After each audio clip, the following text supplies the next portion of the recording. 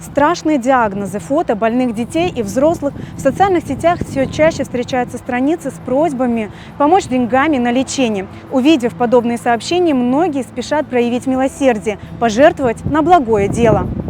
Однако сегодня этим чувством нередко пользуются люди, выдающие себя за волонтеров и представителей благотворительных фондов.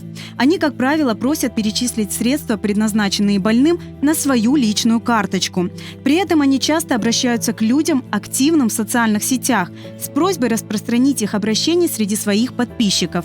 И таким образом увеличивают аудиторию обманутых благотворителей. Как отличить благотворительность от мошенничества? Если мы определились с организатором сбора, что это либо благотворительный фонд, либо это волонтер, либо это нуждающийся, следующее, что мы должны проверить, на какую карту и счет собираются средства. Если это благотворительный фонд, то это будет карта и реквизиты определенного благотворительного фонда. Чтобы проверить, действительно ли такой фонд существует, мы можем по названию, либо по реквизитам, которые чаще всего и по закону вообще должны быть на странице этого фонда, у него чаще также может быть сайт свой. Для этого достаточно просто через поисковик любой человек может в открытом доступе посмотреть по названию, существует ли такое юридическое лицо.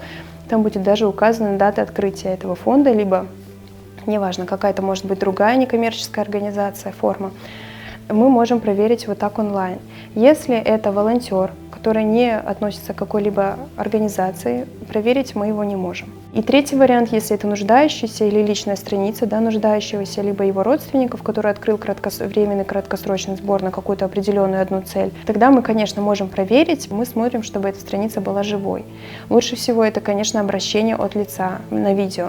Проверяем, что страница, допустим, есть ли комментарии, есть ли истории. Осторожность при перечислении средств в помощь больным людям нужна и по другой, очень важной причине. Мы должны также убедиться в безопасности сбора, потому что бывают такие случаи, они есть реально на практике, когда организатором сбора является лицо, которое признано террористом либо экстремистом на территории, например, Российской Федерации.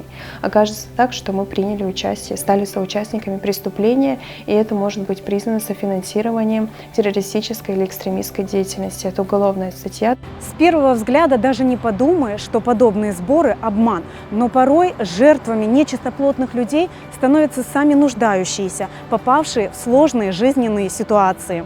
К примеру, когда лжеволонтер предлагает им схему, когда часть собранной суммы он оставит себе, как компенсацию за труды. Либо мошенник просто утаивает в своих финансовых интересах такую схему. Как правило, это бывает, когда сбор пожертвований уже закрыт, но средства продолжают поступать на банковскую карточку. На практике есть такие случаи, мы это знаем, да, со слов нуждающихся мамочек, которые собирают, и к ним обращаются разные волонтеры с желанием помочь, а по факту оказывается, что они предлагают какую-то сумму оставить волонтеру. При этом народ, общественность не знает даже о том, что такие предложения поступают этому нуждающемуся. И, собирая деньги, думают, что вся сумма поступает именно нуждающемуся. Бывает указано волонтер и номер его карты при каких-либо сборах.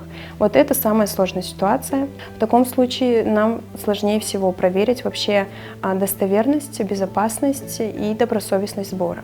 Волонтер, когда предлагает помощь нуждающемуся, он озвучивает, что он соберет сумму и передаст нуждающемуся.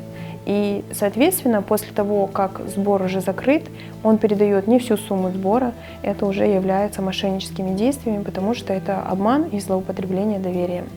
Также очень помогает огласка. Конечно, среди тех, кто начинает заниматься личным сбором средств в помощь нуждающимся, есть люди, кто с чистым сердцем откликнулся на чужую беду и не допускает нечистоплотности и мошенничества. Но чтобы не столкнуться с недоверием, им нужно прислушаться к советам юриста. Волонтер для правильности и чистоты своей работы лучше либо примкнуть к какому-либо благотворительному фонду, либо второй вариант – открыть какой-либо свой благотворительный фонд. Третий вариант, если он хочет остаться и работать без фонда и работать сам, в первую очередь он должен какой-либо сбор, который он открывает, если он открывает, лучше всего открывать сбор напрямую на карту нуждающегося. То есть не посреднически через свою карту, потому что здесь всегда возникают сомнения.